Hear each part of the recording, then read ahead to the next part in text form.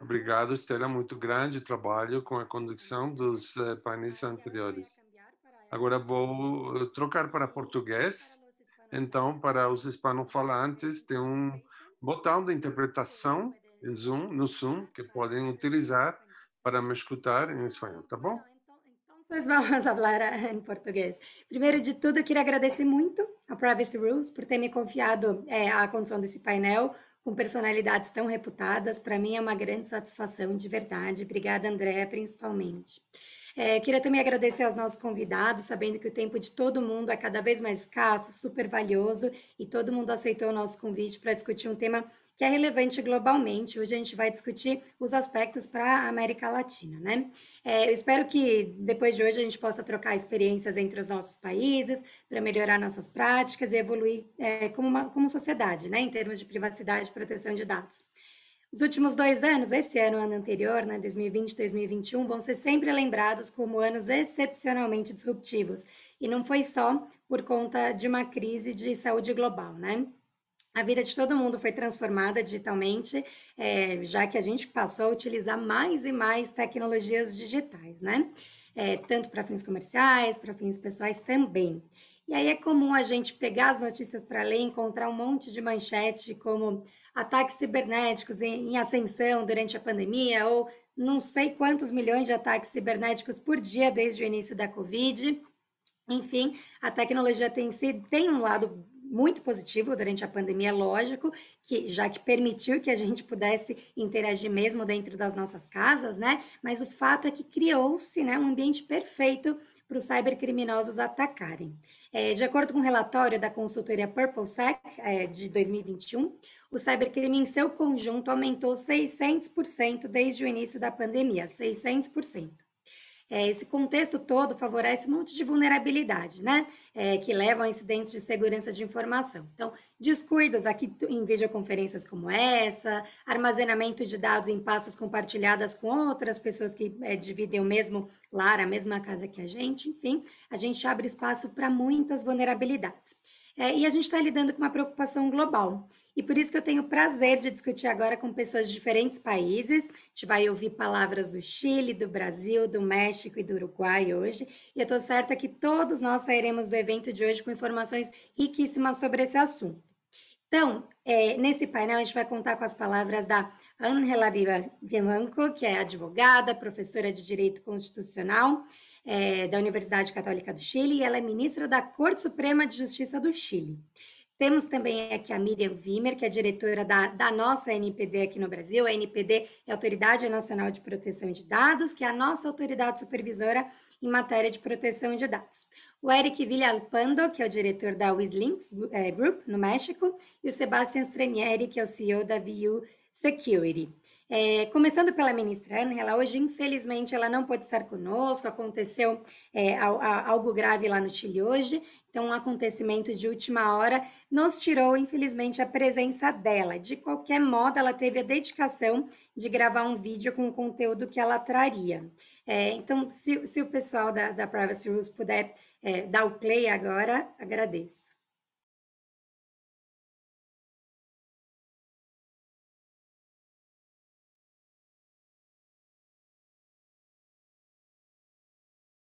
Ángela Vivanco, soy ministra de la Corte Suprema de Chile. Soy Ángela Vivanco, ministra de la Corte Suprema de Chile. Entender em primeiro lugar porque é fundamental nas constituições e qual a importância que vai colocar aqui. Devemos falar que a privacidade é um aspecto muito importante da própria identidade do ser humano. A gente não só tem características pessoais, mas também tem os aspectos para reservar do conhecimento dos outros. E do manejo e participação daqueles que nós dirigimos para esse efeito.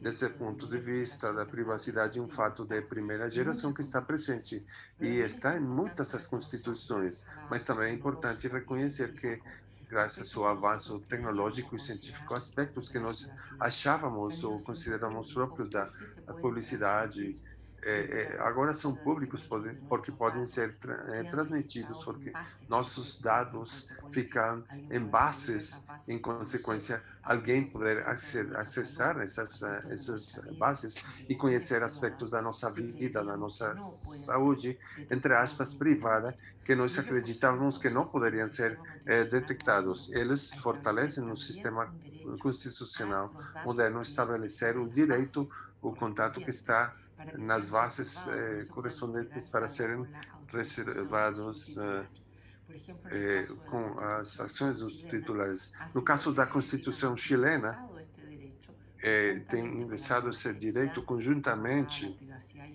com a privacidade e a honra para que seja cumprimentada desse ponto de vista das novas exigências. E por que é importante que existia esse direito?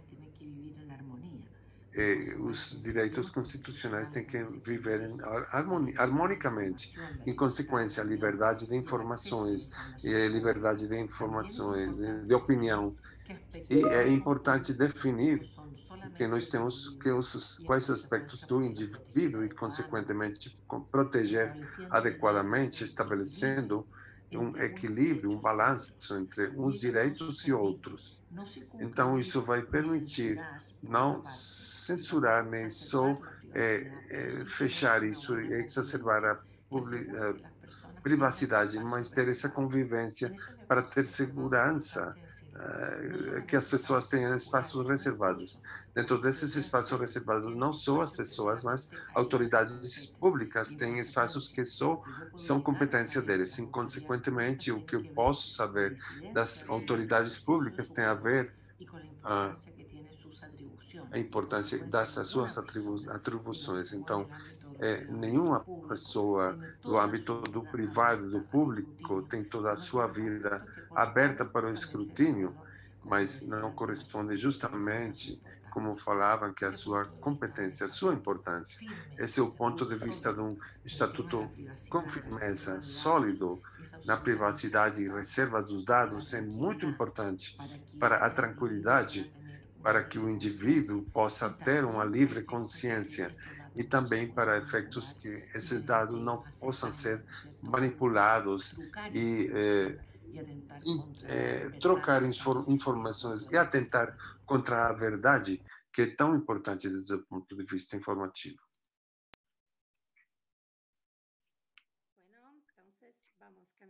Bom, vamos andar aqui. Prazer estar aqui com você. Queria agradecer você de novo por aceitar meu convite, estar aqui com a gente hoje. Você sabe que o profissional de proteção de dados no Brasil sofre de ansiedade, né?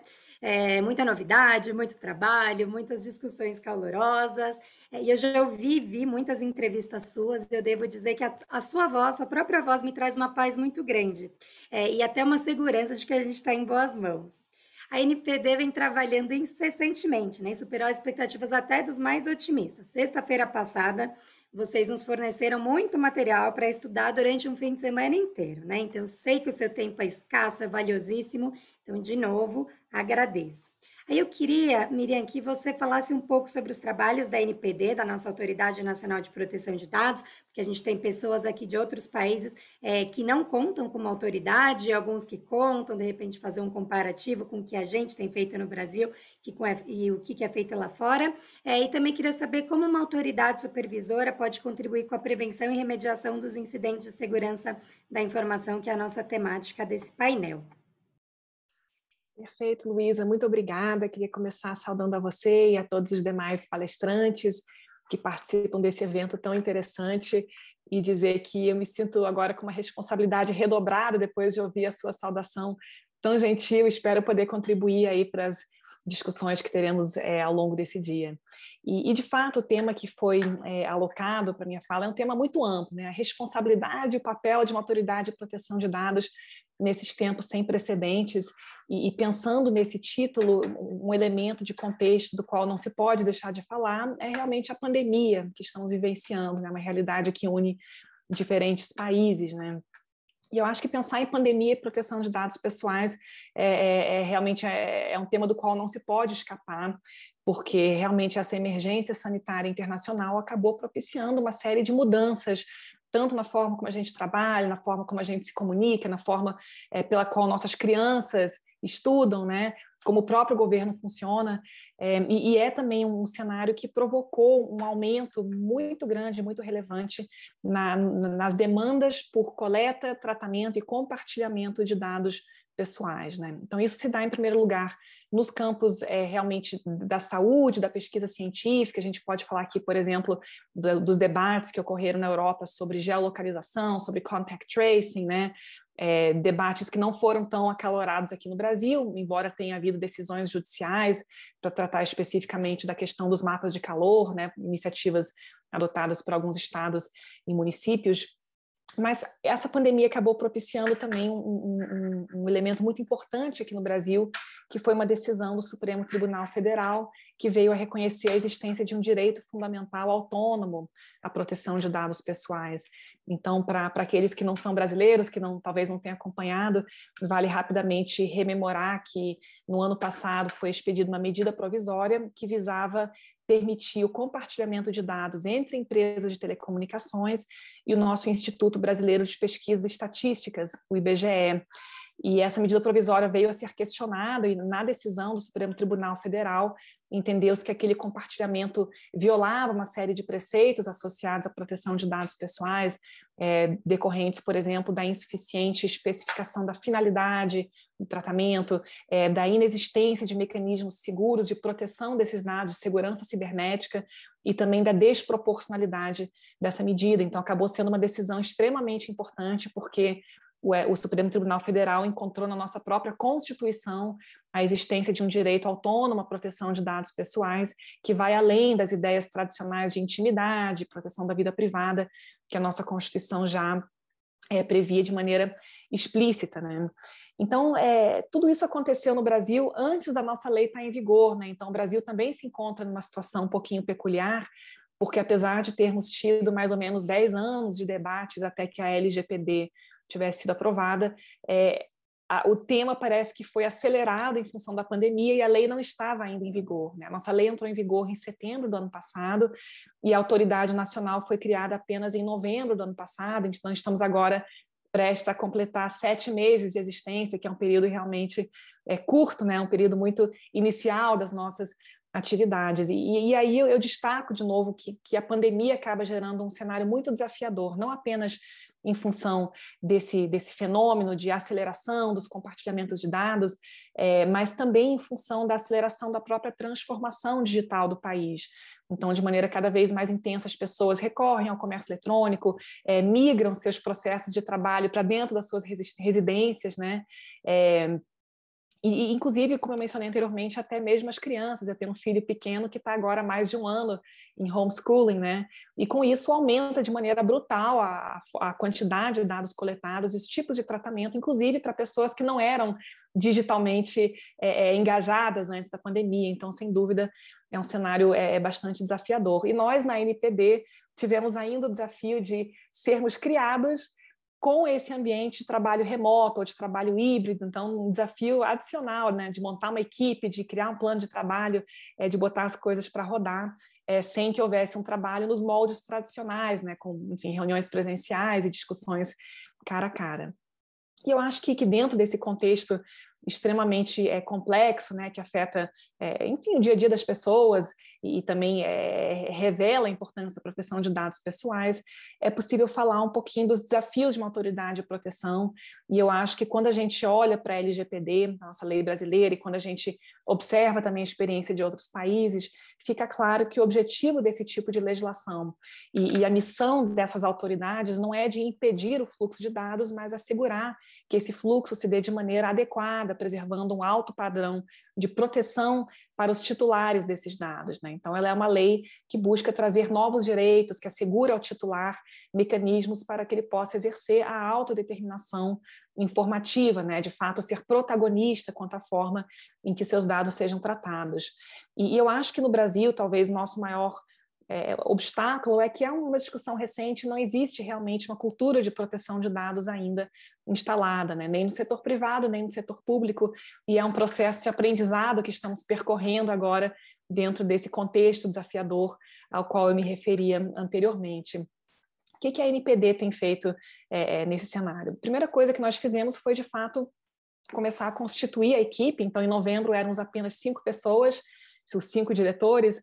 Hoje nós já somos cerca de 30 ou 32 pessoas, alguma coisa assim. É ainda um time muito pequeno para um país de dimensões continentais como o Brasil, mas já está começando a ser possível entregar alguns resultados e demonstrar um pouquinho o nosso perfil e, enfim, explicar para que nós estamos aqui, afinal de contas, né? Então, o nosso planejamento estratégico foi também publicado no início desse ano. Ele está focado em 3 pilares, então, na promoção da mudança de cultura, o fortalecimento de cultura de proteção de dados pessoais, no estabelecimento de ambiente jurídico regulatório mais seguro, porque a nossa lei, de fato, requer regulamentação em inúmeros pontos, existem muitas dúvidas, muitas incertezas ainda, então há aqui a necessidade de atuação da NPD de modo a esclarecer, a tirar essas dúvidas, a orientar e também a regulamentar. E o terceiro pilar diz respeito à nossa própria natureza institucional, nossa natureza jurídica, que hoje é uma natureza provisória, é um órgão vinculado à presidência da República, ainda muito pequeno, ainda sem orçamento próprio, mas isso é algo que deve mudar ao longo desses primeiros 2 anos de existência. E eu acho que o segundo grande documento que eu posso citar é a própria agenda regulatória da Autoridade Nacional de Proteção de Dados. Então, nós publicamos uma lista dos 10 elementos que nós pretendemos abordar ao longo desses 2 primeiros anos. É importante notar que não existe uma obrigação legal de publicação de uma agenda regulatória, mas que nós o fizemos para sermos muito transparentes, muito claros e trazer um pouquinho mais de previsibilidade sobre o que vem pela frente, né? Então, nesse ano de 2021, nós já conseguimos resolver 2 itens da agenda, já publicamos o regimento interno da NPD, já publicamos planejamento estratégico, nós também já iniciamos processos de tomada de subsídios sobre 2 normas que devem ser aprovadas esse ano. A primeira diz respeito à questão da regulamentação diferenciada para micro e pequenas empresas, que é um tema muito caro ao Brasil, que tem, salvo engano, mais de 40 milhões de empresas, muitas de pequeno porte, então realmente uma regulação assimétrica, considerando não apenas o porte econômico, mas também a natureza das atividades desempenhadas, é algo que a própria lei requer. Também fizemos tomadas de subsídios sobre o tema de incidentes de segurança, e vou voltar a isso logo em seguida. E nós, muito recentemente, na sexta-feira, como disse a Luísa, iniciamos nossa primeira consulta pública, então colocamos para debate da sociedade em geral uma minuta de regulamento do nosso procedimento administrativo de fiscalização e sancionamento, e eu estou muito curiosa, muito ansiosa para receber as contribuições, porque, de fato, nós pensamos muito sobre esse regulamento, buscamos incorporar as melhores práticas nacionais e internacionais em termos de uma abordagem mais responsiva, mais voltada para a correção de condutas, uma abordagem mais dialogada com vistas à solução de problemas, reconhecendo-se que nossa finalidade não é aplicar sanções, mas, de fato, é assegurar que o tratamento de dados ocorra segundo os parâmetros preconizados pela LGPD. E esse ano nós teremos ainda outras consultas públicas, né? Teremos ainda discussões sobre relatório de impacto, a proteção de dados pessoais. No ano que vem nós teremos ainda discussão sobre o papel do encarregado, sobre transferências internacionais, enfim, existe aqui um rol bastante extenso e bastante ambicioso de temas que precisarão ser enfrentados nesse primeiro período de existência da NPD, e eu acho que, enfim, quanto mais participação tivermos, melhores serão os nossos resultados. Só para concluir muito rapidamente com relação aos incidentes de segurança, Luísa, por favor, me avise quando o tempo estiver se esgotando. No Brasil, nós tivemos uma complexidade adicional, que foi a seguinte: logo que a NPD foi criada e começou a funcionar, nós tivemos denúncias de mega vazamentos no país, né? Então, os grandes jornais veicularam dias e dias e dias esse fato de que teriam ocorrido grandes vazamentos de dados, de que havia bases de dados de brasileiros sendo comercializados na dark web, né? E isso nos gerou, logo de início, uma necessidade muito rápida de lidar com esse tipo de incidente, né? Então, de lidar com demandas de imprensa e também de promover uma articulação mais estreita com outros órgãos públicos que possuem também competências sancionatórias e investigativas. Então, de certo modo, esses mega vazamentos, que na verdade parecem ser fruto de vários vazamentos ao longo dos anos, mas que vieram à tona apenas nesse momento, acabaram nos forçando a ter uma aproximação muito profícua com outros órgãos públicos, como a Secretaria Nacional do Consumidor, com quem nós já temos até um acordo de cooperação técnica, e também com a Polícia Federal e com outros órgãos investigativos, assim como com entidades como o CERT.br, que é um organismo ligado ao nosso Comitê Gestor da Internet, e que está trabalhando em parceria conosco com vistas à publicação de materiais informativos, né, instrucionais, de sensibilização e conscientização dos titulares de dados quanto às boas práticas em termos de segurança dos seus dados pessoais no ambiente da internet. Então, eu vou pausar aqui, porque eu sei que tem previsão de um espaçozinho no final para perguntas, e eu queria mais uma vez agradecer a Luísa e a todos os organizadores desse evento e dizer que eu estou muito ansiosa aí para ouvir os demais palestrantes. Muito obrigada.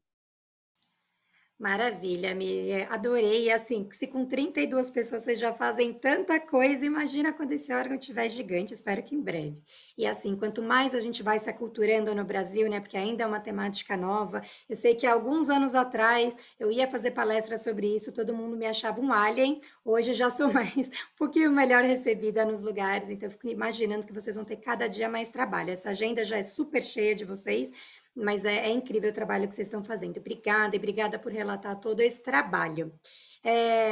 Vamos agora passar para o nosso próximo ponente, porque agora vou cambiar para o espanhol de novo, porque vou falar com Eric. Sou Eu uma vou pesadilla. falar com Eric, sou um pesadelo para os tradutores, intérpretes que têm que estar muito atentos para mim. Eric, bom Uma dia. pergunta direta Uma para pergunta direta para você. a inteligência de ameaças pode De que ajudar maneira a inteligência de ameaças pode ajudar as organizações para se proteger contra ciberataques no mundo pós-pandemia? Elisa, inicialmente, obrigado pelo convite para essa palestra aqui da região, hoje, estar nesse grupo importante de painelistas nessa fala interessante sobre assuntos de privacidade, nesse assunto de rede, inteligência e ameaças. Aqui eu gostaria de iniciar indicando que a inteligência de ameaças é um componente crítico do programa de desenvolvimento das empresas e que ela pertence para manter atualizadas para possíveis ataques cibernéticos emergentes que poderiam aparecer ou que estejam acontecendo em qualquer lugar do mundo. Mais concretamente, o que é Threat Intelligence, que em espanhol, em português é inteligência de ameaças. Em termos reais, podemos falar que a inteligência de ameaças são um conjunto de ações que fazem uma organização para coletar e análise desses dados dos ciberataques atuais e as possíveis ameaças emergentes que estejam se apresentando globalmente. Isso com o objetivo de conseguir garantir a segurança dos ativos das informações das empresas, também como dos indivíduos. A inteligência de ameaças de segurança, para mim, é um assunto mais proativo. Então, essa inteligência de ameaças convém para as empresas para prevenir qualquer ataque cibernético que pudessem ter, baseada nos ataques que estão sendo feitos, acontecendo no dia a dia, quanto das ameaças que estão se planejando, organizadas por grupos de ciberdelinquentes. No México, nós falamos, na América Latina, tem um ditado que fala melhor prevenir que lamentar. Então, aqui vem esse assunto das ameaças nesse ponto, porque, como eu já falei, esse assunto das ameaças ajuda todos os profissionais da cibersegurança para manter, de alguma maneira, suas empresas maiormente seguras. Esse assunto de inteligência de ameaças está feito mediante um segmento. Aqueles que não estão familiarizados com isso são informações abertas gratuitamente em fóruns. Por exemplo, os engenheiros de cibersegurança da sua empresa, quando chegaram na segunda-feira, eles perceberam algo que era esquisito, estranho, dentro dos sistemas tecnológicos, o que hoje é muito comum. Alguns cibercriminosos têm depositado ou encriptado essas informações, estão pedindo um resgate.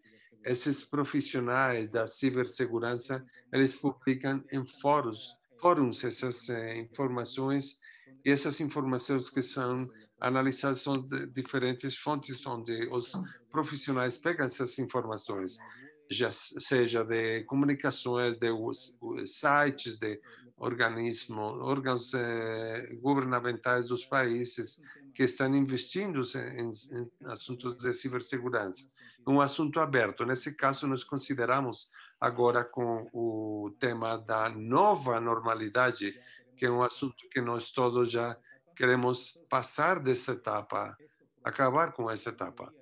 Isso levou para que a maioria dos trabalhadores e todos nós estivéssemos num lugar físico onde de alguma maneira ou outra nós podíamos ter maior controle da segurança das nossas informações, tanto pessoais quanto das empresas, e ir agora para trabalhar remotamente. Isso eh, acabou com que as empresas, e aqui quero salientar do trabalho das IT nas empresas, graças a eles podemos conseguir trabalhar, mas as empresas não estavam contando com essa infraestrutura que vai conseguir ajudar para proteger suas informações remotamente. Ou seja, quando os trabalhadores estavam em CTO, no lugar, nos escritórios, por parte da infraestrutura, podemos falar, tinha seu firewall, seu antivírus, tinha alguns equipamentos tecnológicos que ajudavam, mas sendo honestos, estando fora, estando em casa, trabalhando desde casas e utilizando os nossos celulares e equipos de computadores, eu tenho certeza que muitos de nós, estando em casa, nem trocamos a senha do nosso modem, e tenho certeza que muitos de nós que temos equipamentos de IoT, que são equipamentos inteligentes que estão conectados nas nossas casas, os nossos carros, muitos deles, se não atualizamos, são um veículo pelos quais os cibercriminosos podem acessar as nossas informações e colocar em risco as informações das empresas, também como de nós. Falando das passadas reuniões que eu já escutei, todos até hoje, a nosso dia a dia está aqui no nosso dispositivo celular. Mas no México e na América Latina, principalmente na América Latina, estamos acostumados que nós, das áreas tecnológicas, fazemos DIMBRA, que é quebrar a segurança dos equipamentos para instalar software gratuitamente, modificar alguns parâmetros dos dispositivos para fazer a coisa mais simples, mas isso coloca sob o risco das informações nossas. E você sabe o que nós temos aqui, o nosso e-mail, pelo qual os cibercriminosos podem acessar aí. Temos a geolocalização, se um criminoso está tentando acessar para a nossa informação e acessar nosso equipamento, pode conseguir esses dados pessoais e hackear as nossas informações e lateralmente acessar para as informações das empresas e das organizações. Então, aqui, o assunto ajuda as organizações e a ter atualizados os profissionais, isso com o objetivo de, baseados nas informações que existem no mercado, possam ajudar a proteger a infraestrutura e também, pelo outro lado, para as pessoas, um assunto mais de conscientização. Nós devemos ter para os nossos ativos, na nossa casa, qualquer equipamento conectado ao nosso router.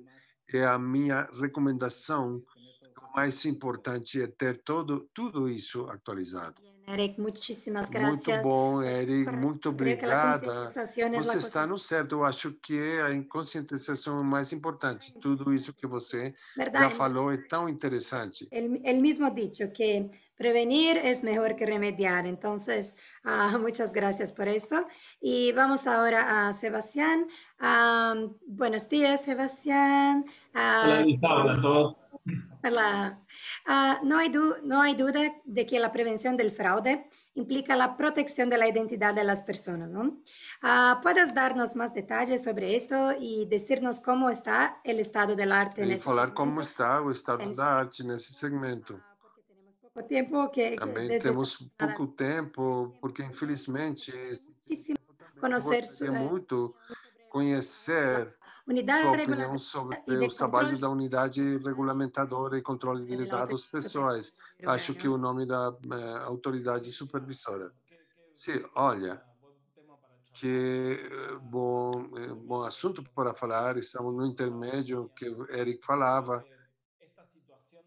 essa situação de pandemia que nos encontrou num sistema imaduramente. Digo, para que se acuerden, digamos, del tema de identidad completamente. O sea, yo hace 15 años que trabajo sobre, digamos, charlar sobre la identidad de Luisa, de Eric, de Miriam y cada uno, digamos, en el mundo online. Y digo, los desafío a pensar un segundo como seres humanos. ¿Cuántas veces nacemos? Una sola vez. ¿Sí? En el mundo online vivimos naciendo infinidad de veces y nunca sabemos en dónde está nuestra información. Y en casos como el que ha ocurrido en Brasil de las autoridades, que se expuso 102 millones de datos, digamos, de base de datos, ¿sí? O sea, en Estados Unidos, Capital One, 100 millones de registros, ¿no? Y hablamos de leyes de protecciones de datos que a veces me pregunto qué datos tenemos para proteger, ¿no? O sea, cuando, digamos, hay un nivel, digamos, de exposición de este tipo.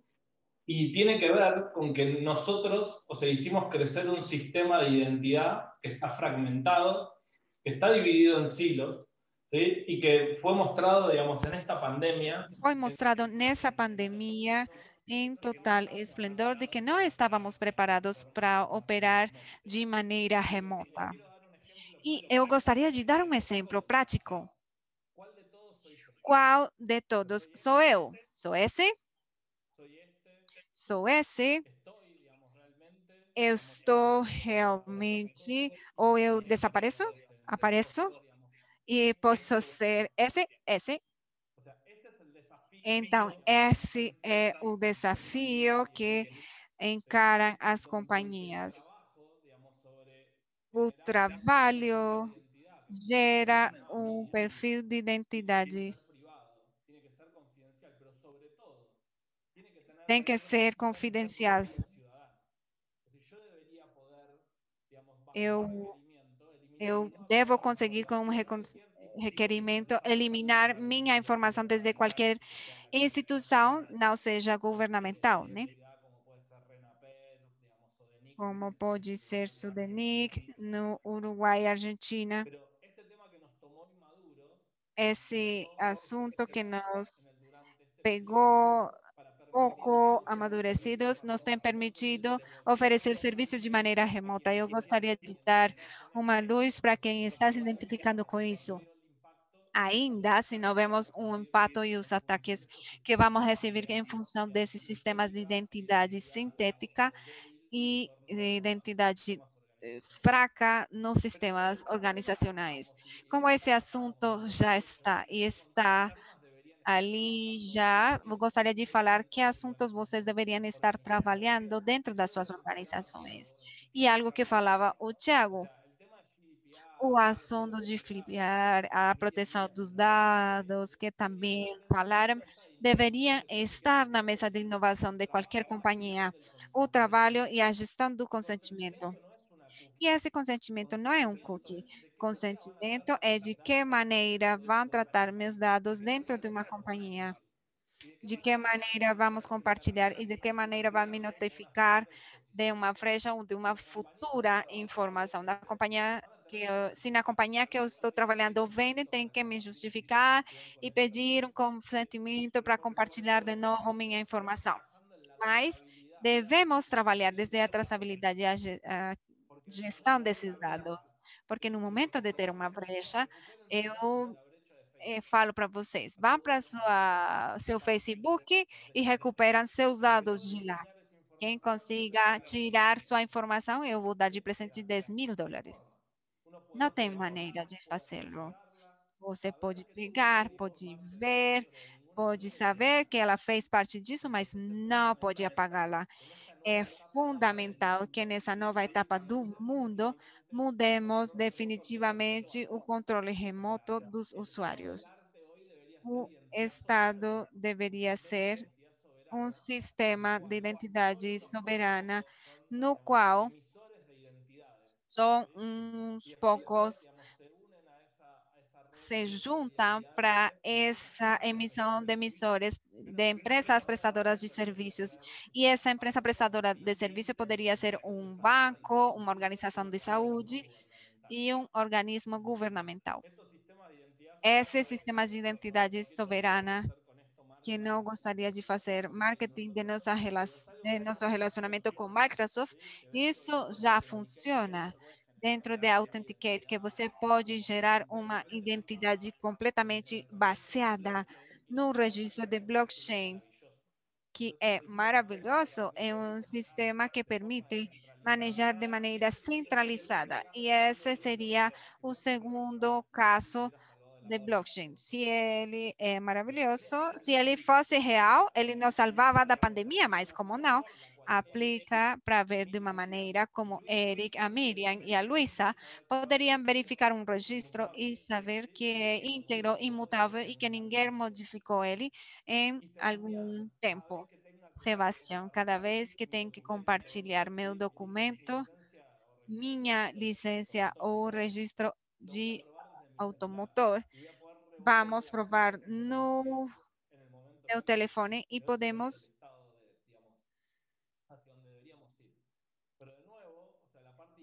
E, de novo, essa parte de inovação e onde a gente deveria cuidar a nossa companhia é a gestão de nosso consentimento e o direito que temos. Temos um assunto que é público, que é aberto na sociedade e que é de alguém que precisa mudar seu nome, por exemplo, seu gênero, como essa pessoa obriga o mundo online para ver seu novo eu. Nós, como criadores de tecnologia e de privacidade, deveríamos trabalhar nos focando com toda a nossa energia para criar essas estradas que vão permitir levar esse tráfego de maneira de gestão do consentimento, direito para o vivido e assuntos de privacidade. Temos muitos dados, por exemplo, dados meus que não deveria ter uma rede social, uma mídia. Quando eu ofereço um serviço, por exemplo, onde eu vou para a farmácia e eu não quero que a farmácia, por exemplo, saiba que eu tenho um problema de dor de cabeça e vai associar um comportamento comigo. Então, todo está vinculado e tem um nível de conhecimento sobre as pessoas que acho que não todos têm esse alcance completo do impacto que pode ter em nossas vidas e em nós menores. Eu fico muito preocupado com meus filhos, crianças de 3, 5, 7, 8, 9 anos que moram na frente da tela, que lembrava dos dias de Zoom, de estar com as crianças, bullying, ciberbullying, porque a mídia não controla a idade de quem está atrás da tela. Por que não controla a quantidade de contas que tem desde uma IP com diferentes perfis e diferente informação? Não pode ter máximo 5 pessoas desde uma mesma IP, desde uma mesma localização. Esse comportamento que faz parte também da proteção da identidade, que deveriam fazer os maiores para proteger aos menores e aos mais novos. Não sei. Eu passei o tempo e respondi quase tudo. desde a parte do Uruguai. Aqui estamos fazendo um esforço importante em cibersegurança e a parte digital. Eu sou muito otimista e eu gostaria de falar que, bom, a gente tem um passo a mais, temos muito mais por fazer. Da mesma maneira que na Espanha, os IDs são digitais, como também passam boa parte na Argentina e em outros países da região.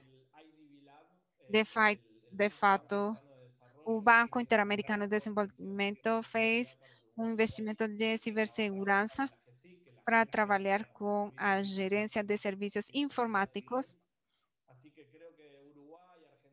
e Uruguai, Argentina, o Brasil tem feito esse lançamento da Lei de Proteção de Dados que tem sido maravilhoso, que é algo que a gente precisa porque acontece no Brasil e vai acontecer nos outros países em breve.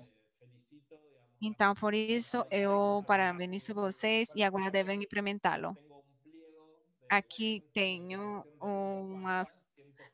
os documentos da Espanha, que são 165 páginas, uma multa de 1 milhão de euros, que tem muito trabalho. Então, devemos preocupar-nos com essas avaliações. Ao invés de levar 2 anos, vai levar um mês.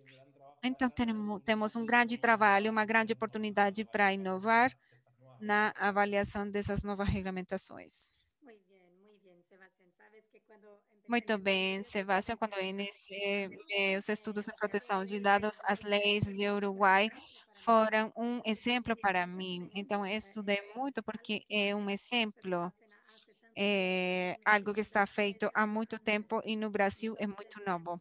Então, felicitaciones, muito bem, realmente me parabéns. encantó tu presentación, E Sebastián. adorei Súper sua tecnológica apresentação también. tecnológica. Muito obrigada. Tenemos 9 minutos Acho que para temos concluir nove y hay minutos una para pregunta en el encerrar Q&A e temos uma pergunta no para los chicos, para Q&A Sebastián y para Eri. Y os tengo una meninos preguntita e para tenho Miriam, que es uma pergunta para directora, Miriam, que é muito que es, rápida, Miriam, assim, que é existem Miriam, acordos de cooperação técnica, agora tem a Senacom, e acho que hoje ou amanhã, né, vai ser assinado com o CAD, que é o nosso órgão envolvendo direito concorrencial, e eu queria muito saber se existe uma pretensão ou se isso pode ser estudado, que é um acordo de cooperação técnica entre as autoridades de proteção de dados da América Latina, ou talvez do mundo. Não sei, existe essa pretensão, existe essa vontade? Sim, Luísa, de fato existe já a rede ibero-americana de proteção de dados pessoais, né, que reúne as autoridades da América Latina e mais Portugal e Espanha, e eu acho que é natural, é previsível que nós aos poucos possamos nos aproximar dessa organização, assim como também estamos nos esforçando para nos aproximar de outros ambientes internacionais em que esses temas são discutidos. Então, agora, mês que vem, por exemplo, vamos participar da reunião do Comitê Consultivo da Convenção 108, estamos também nos preparando para entrar no Global Privacy Assembly como observador e depois como membro, então eu acho que faz todo sentido, sim, que essa cooperação com os países da América do Sul, da América Latina, né, seja ampliada e, particularmente, eu acho que nós temos muito a aprender com os nossos vizinhos e também, enfim, eventualmente trocar experiência a partir da nossa realidade concreta. Maravilha, eu acho que isso é super enriquecedor e todo mundo só tem a ganhar mesmo. Y para los chicos hay una pregunta aquí que es, ¿por qué la ciberseguridad es tan importante porque en a el cibersegurança é tão importante no domínio de comércio eletrônico. No sé quién quiera, puede ser Eric o... Pode. Bom, eu vou dar um primeiro olhar. Se ele quiser, pode encerrar. Eu não escutei completamente a pergunta no momento de fazer a tradução. Eu não alcancei a escutar. Está no Q&A e é porque a cibersegurança é tão importante no domínio do comércio eletrônico. Acho que é fundamental porque o comércio eletrônico sempre está associado a um ativo, quer dizer, você vai, compra e tem várias partes do processo na qual a cibersegurança pode se ocupar. A primeira é o filtro da maioria dos ataques que pode sofrer um lugar de e-commerce, como, por exemplo, o uso de cardings ou ser validadores de cartões de crédito que funcionam para depois o criminal, como se diz, o criminoso, vai e procura um ativo em outro lugar.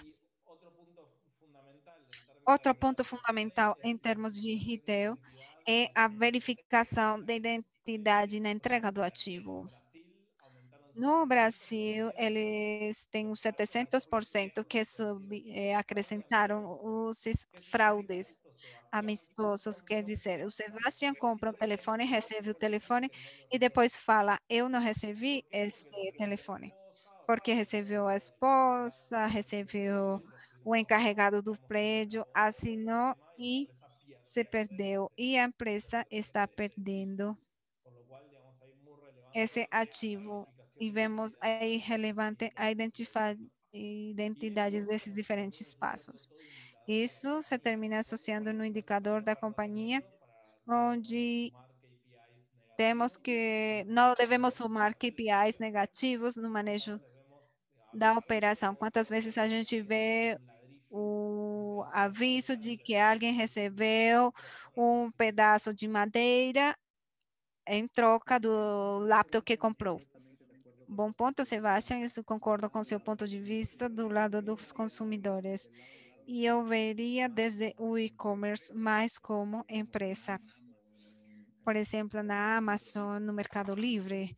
Aqui está focado no assunto de inteligência, que é o que eu estava avaliando. É muito importante que essas organizações e os profissionais de cibersegurança que estão nessas organizações possam fazer uso desses serviços, dessas ameaças, com o objetivo de proteger, ao final do dia, seus ativos, sua informação, proteger a informação que é importante, que tem se falado muito hoje, da informação desses indivíduos. Quer dizer, alguém que pode hackear um e-commerce como Amazon, como Mercado Livre, poderia ter informação sensível das pessoas, dos seus cartões de crédito, sua informação, nomes, endereços, telefones. Esse é um assunto importante que os profissionais de cibersegurança devem ter claro e devem, então, ter esses serviços de inteligência de ameaças para que, de uma ou outra maneira, conheçam o que está acontecendo, quais são essas possíveis ameaças que estão gerando ao redor do mundo, para que isso, de uma ou outra maneira, possa estar com seus tipos de ataques para que sejam mitigados e não tenham nenhuma afetação econômica. Perfeito, Eric e Sebastián. Perfeito, Eric e Sebastián. Surely so, and I want to warmly thank all of you, certainly starting from Miriam. Miriam, obrigado. Obrigado, Miriam. Not only from the Eu estava quality muito impressionado não só pela qualidade da sua apresentação, mas principalmente, Miriam, que você abriu a loja, então foi uma startup no mundo privado e é algo muito delicado para operar para um Brasil tão grande quanto o Brasil, como é o Brasil. Então, para Érica, Sebastián, ambos são membros do nosso programa de parceria de cibersegurança.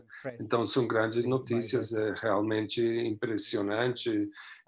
Positivamente, Luísa, foi fantástica a sua moderação. Eu acho que essa é a primeira vez que muitas pessoas, advogados e especialistas estão concentrados aqui em 3 horas. Estou super contente. Esse é um grande resultado. Estou muito complacido, muito contente. Juan Carlos também, o que ele falou. Se Luísa, como moderadora da sessão, está bem, eu acho que podemos encerrar e para a conclusão final dessas 3 horas de palestra para a América Latina. Muito obrigado, Sebastião, Eric E a palavra vai com você, to the e se você me autoriza antes de ir para fazer a condensação dessa importante primeiro encontro de privacidade, conferência na América Latina, será o primeiro, mas queria agradecer Andrés e Luiz, que foram os vozes e os coordenadores de todos vocês, para fazer a tradução de espanhol para português. Também Héctor, que também trabalhou muito para coordenar essa reunião em todos os aspectos tecnológicos, e também a equipe do suporte para a preparação desses assuntos. E com certeza todos os membros da Privacy Rule e definitivamente os convidados externos. Eu queria agradecer também a todos, e Estela, como nós começamos hoje para a América Latina, com Luiz e Juan Carlos como moderadores e outros membros do Privacy Rules. Amamos o compromisso, o engajamento dos atores, é importantíssimo nesse mundo privado. Estarem aqui. Então, vou dar a palavra para as palavras de encerramento por essas maravilhosas 3 horas. Muito obrigado, Estela. Obrigado, Andrea. Obrigado, Luísa. Eu curti muito esse painel. Obrigado pelos fornecimentos que nos deram, e também algo que falou a Andrea para a autoridade que está fazendo esse grande esforço no Brasil. Bom, eu queria só salientar que o mundo mudou, que a pandemia acelerou essas mudanças, e que nós estamos aqui reunidos porque estamos cientes que tem que trabalhar na transparência, na adequada informação para os titulares, unir esforços entre os aspectos de segurança de informações, privacidade e os especialistas nesse contato com o consumidor, para, entre todos nós, fazer possível de ter umas ferramentas certas que vão refletir como os nossos países realmente estão garantindo o direito à privacidade no marco de crescimento econômico. Eu acho que a América Latina está vivendo uma época, apesar das dificuldades, que é muito valiosa. Temos empresas que estão fazendo até o impossível por gerar financiamento, temos essas ferramentas, dados pessoais, segurança das informações. Então, com isso, vamos estar todos antenados e sintonizados, linkados. Como a Andrea já falou, será a primeira, mas não a última. Foi um prazer, uma honra estar com todos, e tem uma frase de um autor que eu adoro para encerrar aqui, porque, além disso, eu agradeço o esforço pessoal e a motivação. A pandemia tem sido difícil na Colômbia, ainda estamos numa situação muito crítica, temos tido, e todos temos um amigo, um familiar, um parente que foi atingido por isso. Muito obrigado por nos entregar o tempo, apesar das dificuldades. E a frase é de Anthony de Mello, que fala: say goodbye, fala adeus para todos, dizer adeus para as coisas que nós achávamos aprendidas e que era a nossa zona de conforto. A vida mudou para nós, e a tecnologia e o mundo dos dados também, mas temos que abraçar com o nosso coração, com todo o entusiasmo, para esse mundo novo. Obrigado a todos, e Andrea, com isso estamos encerrando aqui. Obrigado. Luiz, também queria fazer um encerramento. Difícil falar, escolher uma frase bonita ainda. Queria só agradecer, achei muito legal esse evento, super interessante conhecer como a proteção de dados é vista e entendida nos diferentes países aqui da América Latina. Então, de verdade, não é a última, é a primeira, mas não a última conferência. Eu saí daqui enriquecida. Foi excelente. Então, queria muito agradecer. Lembrando disso que a Estela falou, a gente está passando por muitas dificuldades. Então, essa doação de tempo de todo mundo aqui para estar aqui presente é algo incrível e eu fico muito feliz e muito feliz de ter participado da organização desse evento. André, parabéns. Estela, foi ótimo. E é isso. Obrigada e até a próxima. Perfect. Thank you very much, everyone. So long. Muito obrigado a todos. Tchau, graças. Obrigado. Adeus. Tchau. Obrigado.